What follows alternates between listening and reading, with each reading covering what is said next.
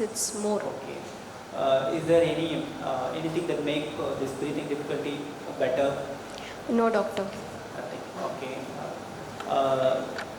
Does apart from this breathing difficulty, does he have any other problems? Like what, doctor? Okay. Does he have any chest pain? No. Okay. Is there any racing pacing of your heart? No. Okay. He has any headache? No, he never mentioned that. Okay. Does he have any joint pain? He mentioned some back pain, doctor. Okay. For how long he is having this back pain? He's having it on and off for the past 8 to 10 years. 8 to 10 years. Okay. Have you been hospitalized before for this back pain? No, no, no. He takes some medications and he's fine with it. Okay. Have given any diagnosis for this back pain? No, no. No, nothing. May I know what kind of medicines he is on for the back pain? The GP gives him some painkillers, like ibuprofen. Okay. So could you tell me a little bit more about this back pain? How it is being? You mean the kind of pain? Yeah. It's a dull kind of pain. Okay. Is it radiating somewhere down No. to the leg? No. Okay. Does he have any weakness? No. Does he have any problem with any sensation? No. Okay. Does he told any problem with urination? No, doctor. It's fine. What about his bowel works? They're normal. Okay. Okay. Have he noticed any rash in any part of the body? No. Okay. Does he have any problem with vision? No. Okay. Does he have any problem with hearing? No. Okay. Does he have any vomiting? No. Okay. Does he have any loose motions? No, doctor. No. Okay. Coming to, does he have any fever? Never mentioned that. Okay. Have you noticed any change in weight? No, doctor. Okay. Have you noticed any lumps and bumps anywhere? Have you told anything No. like that? Okay. Okay. So, does he suffer any long-term medical problems? No, doctor. He hasn't got any medical Any conditions. diabetes or high blood sugar or any heart conditions? No, he was completely all right except for this back pain. He was fine. Okay. Okay. Could you tell me the back pain, how severe it is on a scale of 1 to 10? Is by any chance, do you know? I can say 7 on 10. 7 out of 10. Okay. Apart from this back pain, does he have pain anywhere in his body? No, doctor. Mainly his back Okay. and sometimes his neck also. Okay, neck. This back pain and then neck pain, does he told any stiffness? Yes, he does feel stiff. Okay, how long it is lost? It lasts for about an hour in the morning. Okay. Is it worse with activity or is it improved with activity? It improves. It improves, okay. So, does anyone in your family has a similar problem? His father had a similar back pain. We are not sure about what it is. Does anything has given diagnosis at the time for you? No, we are not sure, doctor. Okay. Apart from this medicines, does he take any other over-the-counter medicines? No. Does he have any allergies? No. Okay.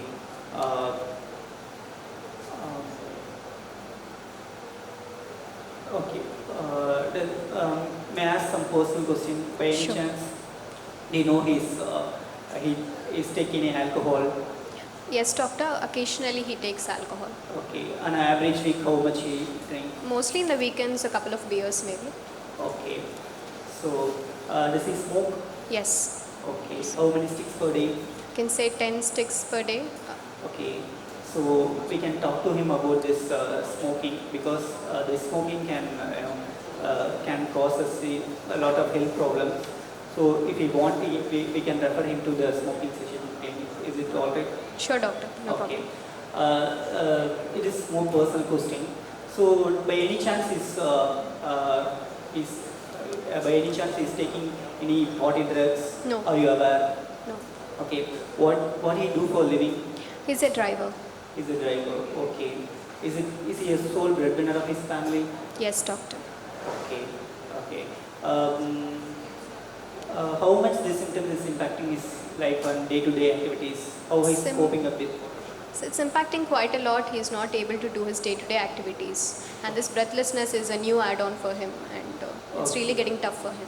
Okay, okay. I'm really sorry what he's going through. We will try to help him. Okay. So. Thank you. May I check? Sure, doctor.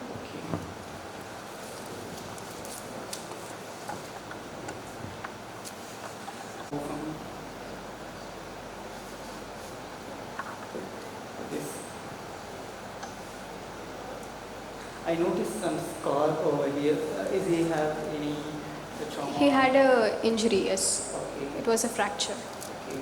At that time, he has sustained any injury to the back or any? He had some back pain, but not sure of the injury.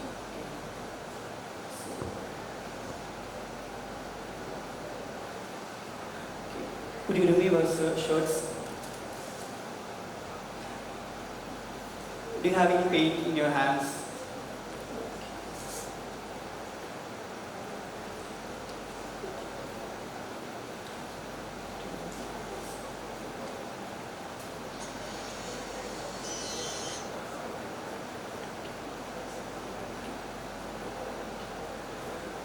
I'll look at your ears.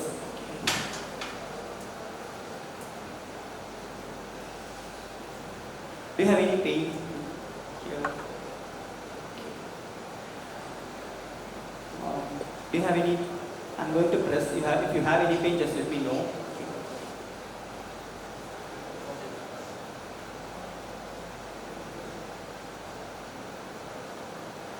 Okay. Could you walk for me?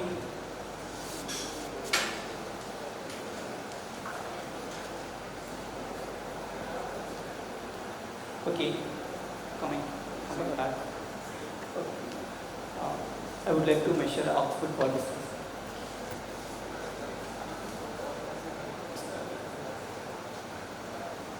Hello.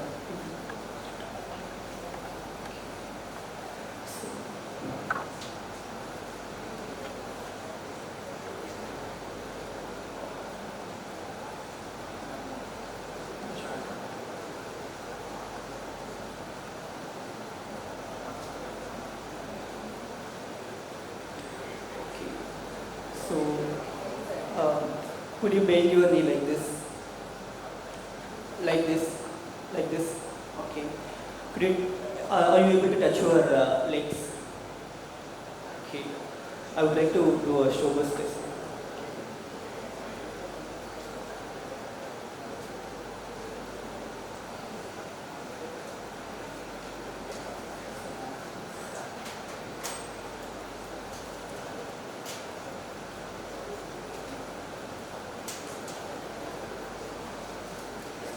Could you go away?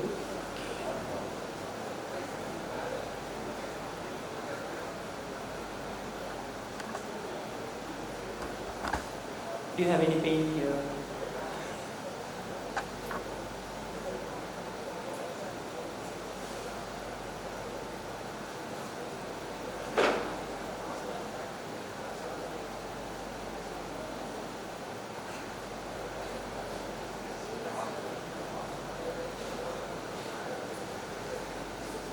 Could you bend down for me? Could you bend?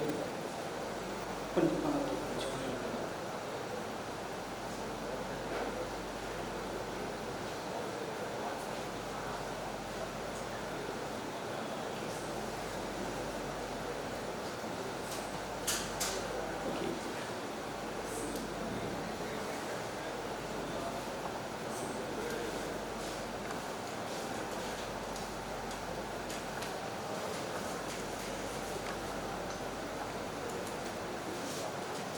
Listen to your chest, okay?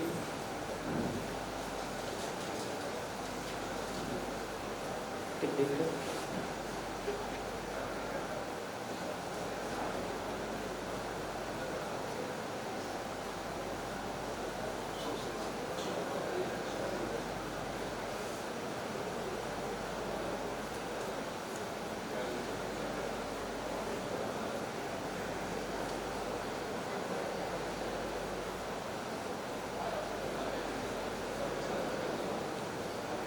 Do you have any pain here?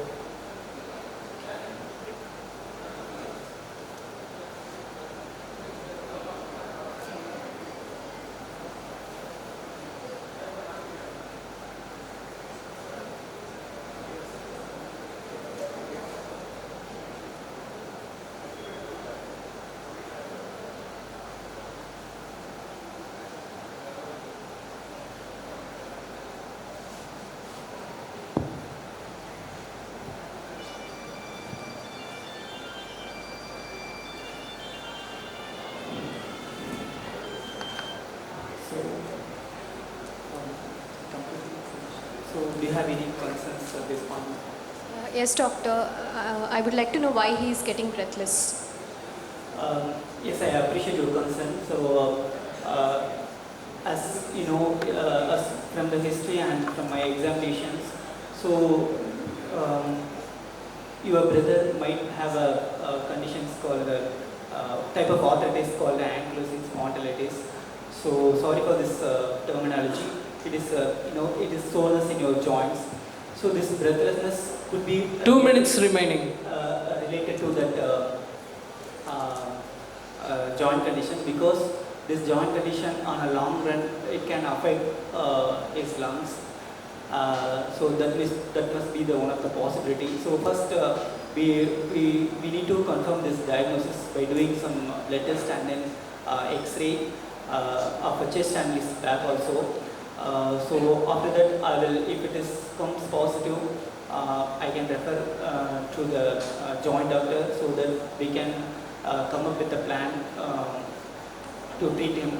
Mostly it would be, as far as his joint condition is concerned, we can give him some pain relieving medications and we can give some physiotherapy. For this breathing difficulty, we will consult with, I can refer you to the chest doctor and then joint doctor also. So we can together come up with a plan to help him. Is it alright for you? Yes, doctor. Why is he having the back pain? As I told this back pain maybe could be related to his this long-term joint condition, as I told, as I explained just now. So both of these are related, I mean to say? It is a possibility. So first we need to, we need to confirm our diagnosis with some blood tests. So it could be related to your the trauma that previously he had. It could be some disc problem that might he can have. So at this point I cannot tell what exactly is going on, but it is almost it could be related to this joint problem. Okay. Do you have any other concerns? Yes, doctor. He's a driver. Can he continue driving? As far as my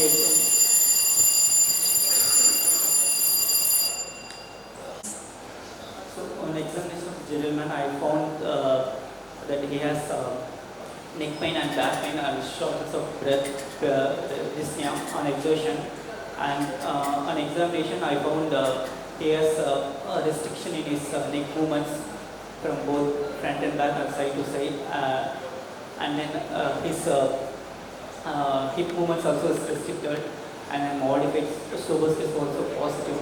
And given this age, I would go for ankylosing spondylitis as a first differential. And because of that, he might have and then on examination I found left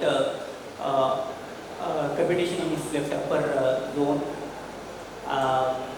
So might be apical fibrosis. Okay, so you are offering apical fibrosis as the differential for shortness of breath. Yes. Okay, any other possibilities for shortness of breath other than apical fibrosis?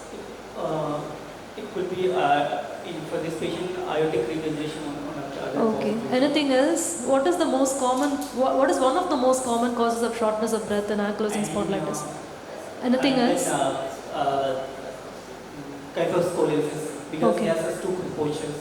Okay. Okay, so what are the investigations you will do for him and how will you manage him? So initially I would do a basic investigations.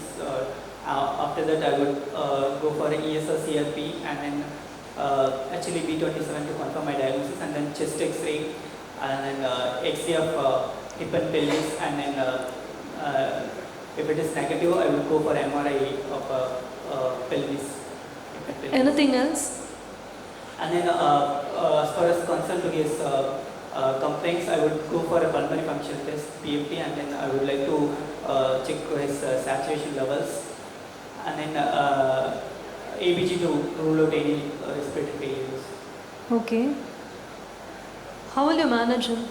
So coming for ankylosing spondylitis, first I would like to educate the patient and then form a multidisciplinary team including rheumatologists and then chest physicians, and then I would like to and then after that the physiotherapy and then NSAID would be the first line.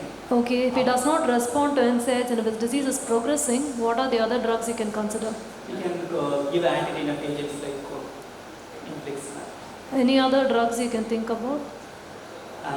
Anakinra. Okay, anything else? Any other biologicals? Okay, so what are the other extra articular manifestations of ankylosing spondylitis? Anterior uveitis, and then apical fibrosis, aortic regurgitations, and AV blocks, and IgA nephropathy. Okay. Is it a common association? Okay. Rare, very rare. Very rare. Okay, anything else? Amyloidosis. Amyloidosis and long standing. Long-standing. You mentioned inflammatory bowel disease. Inflammatory bowel disease can IBDs. Okay, what are the other causes of seronegative spondyloarthritis? Psoriatic from IBD associated arthritis, and then reactive arthritis. Okay. What are the findings you will get in X-ray in ankylosing spondylitis? There would be a periosteal edema. Okay. Joint space narrowing will be there. So when will you say modified Schauber's test is positive? If it is less than 5 centimeter from a dimple, we will about 10 centimeter and below 5 centimeter you have to take, and then ask the patient to bend down, and then we have to measure the distance. If it is crossing more than 5 centimeter, it is negative. If it is less than 5 centimeter. So can you name some side effects for biologicals? You mentioned that you can start biologicals for him if he does not respond. Can you mention some side effects that you commonly expect to get with biological agents like? Biologicals, demyelination, multiple sclerosis. Is it a side effect or is it given for multiple sclerosis? It can be given. So side effects would be immunosuppression. Yes, infection is the most common. And then malignancies. So what differential diagnosis you can consider in him? So apart from ankylosing spondylosis, any other thing we can think of?